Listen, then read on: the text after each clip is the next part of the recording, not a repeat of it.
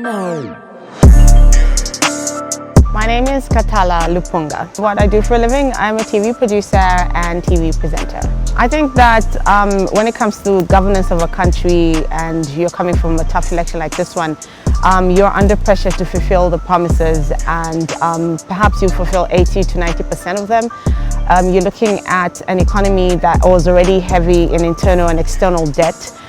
And of course, then you're finding an economy that already has been riddled with corruption and mismanagement. And it's embarrassing when you look at the financial intelligence report that we received from 2019. 2020 was even shallow because the people that were culprits of it were not even brought to book. So you're taking over a system that's almost broke, and you still have promises to fulfill. 10 out of 10, I'd say he might fulfill 8.5 in the first term, and maybe progressively if he gets in a second term. I think that some people are just speaking because they didn't have the media freedom to speak before. They didn't have the media freedom to know what it is to have checks and balances. We're coming from a system where even if I had to criticize the previous regime, as I'm doing now, I'd look over my shoulder. So I think that people can easily criticize now. They're feeling a breath of fresh air. And I think that the opposition political parties, in particular the previous regime that was in power, is using it as an opportunity to hopefully bounce back in 2026. They realize why they muffled freedom of expression. They know why they claimed to have freedom of expression in this country, but then now that they have the leeway to be in opposition, and obviously maybe they have people who are part of the alliance to say, look, let's use this opportunity to help him say you're just giving excuses. But then people can see right through it to say that we need actual checks and balances. Checks and balances by opposition. It says, okay, good, you did great here, but you haven't done well in this area. The new Dawn government is not without its mistakes. It is compromised. It's comprised of people that were part of political parties like MMD. You have other politicians that you call veteran politicians that are part of a new Dawn government in positions where you could have put young people. But then, of course, people have accepted that because those veteran politicians helped to maybe forge ahead a new government. So it's not that they're without fault, but we have to provide the right checks and balances for them. If you look at the Auditor General's report, 2019, 2020, I have to study it more in detail.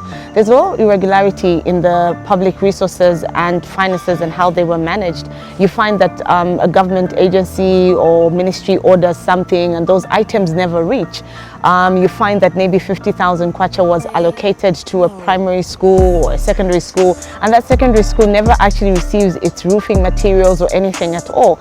So if you look at the Auditor General's report even 5 years back, you will see that there has been a lot of corruption and irregularities.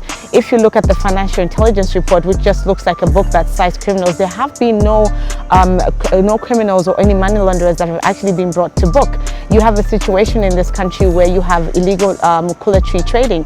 In 2016 alone, the Zambia customs was saying that we only got out 3,000 cubic meters of mukula tree. The Chinese customs said we had 60,000 mukula tree exported into China.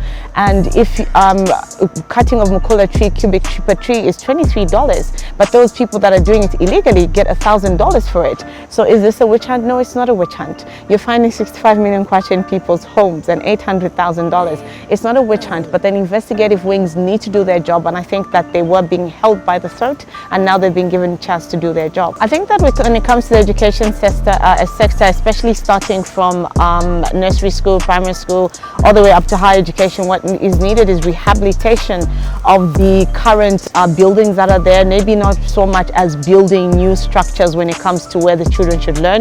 It's great they'll be recruiting 30,000 teachers. It's probably still not enough. There are education bodies like NACES, and the ratio, you'd be surprised in rural Zambia, the ratio of a teacher to students. You could find a teacher has 70 students sitting on the floor to one teacher teaching from grade 1 to 5. So it's great more teachers are going to be recruited. It's great the PTA fees are being abolished, but more needs to be done in the structures. There's still children in this country since independence. They're still learning, like now that it was raining, they have no roofs on top of their schools. So there needs to be a certain priority in the CDF funds. There needs to be a certain priority and money going towards the education fund. So far so good, but they still have a lot of work to do 30,000 is still not enough. I think it needs a phased out rollout plan. When it comes to the health sector, I feel that we have ZAMRA, we have a Ministry of Health, we have a lot of educated health people in the ministry, but I think that there's something wrong in the procurement system of medicines in this country. Yes, there are instances you will go to a government clinic, you won't find the medicine there, and in the latest scam that has hit this country was the honeybee scandal, where there was medicine that was of substandard. You had condoms of substandard. We don't even know how many people got HIV and got pregnant from that. It's the procurement system in this country that's affecting us. I think that there are illegal deals being done in the procurement of medicine to a point that it's not even reaching the hospitals. We have seen situations where we've had illegal COVID-19 vaccines at the airport, and they destroy them at Kenneth Kaunda International Airport. What else is illegally being procured in this country? I think that if the procurement system is dealt with properly, we can have a proper health system. When it comes to maternal health, I think that they've tried their level best, but then more can be done as well in terms of service, in terms of how many kilometers a woman has to travel to the next hospital. The previous regime would say, yes, we did a lot of infrastructure. At what cost? Maybe even higher than the cost that's necessary. You still need more health workers. If we went to one of the hospitals right now, the district hospitals, we'll find long queues because there's one doctor ratio to so many patients. So more health workers need to be employed. We've had situations where doctors, they're graduating, then being made to work and without receiving their salary. So it's not in so much saying that we don't have a health system that actually works. We do, but it's in the procurement, it's in the staff. Zambians employers, the government's the biggest employers, about 1% of a salary of a Zambian actually goes to paying for health insurance. But I'm not going to get a quality service if I go there, unless I go to a private clinic, or if they know you in the media, they're going to treat me well. But what about the person that they don't know? I think that when it comes to gender equality, sometimes I think it's only slowly dawning into fellow men that being a feminist is not about hating men.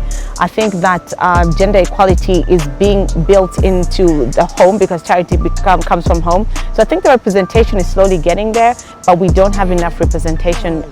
It's not just in Parliament, it just has to be across the board.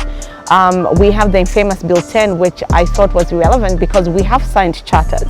We have signed charters as a country to say that we need more gender representation. More women are coming out to say we need more gender representation, and I feel that there's more of that needed. I feel now that as a young person and other young people out there, we started to realize our power, and that power was represented in 2021 general elections. If I had to meet the president, I would just tell him, like, I'll take every week to look back at my campaign promises. And I would take every week to look at how far I've gone in the milestones. I would take every week to make sure that all rounded I have had some media presence for the people.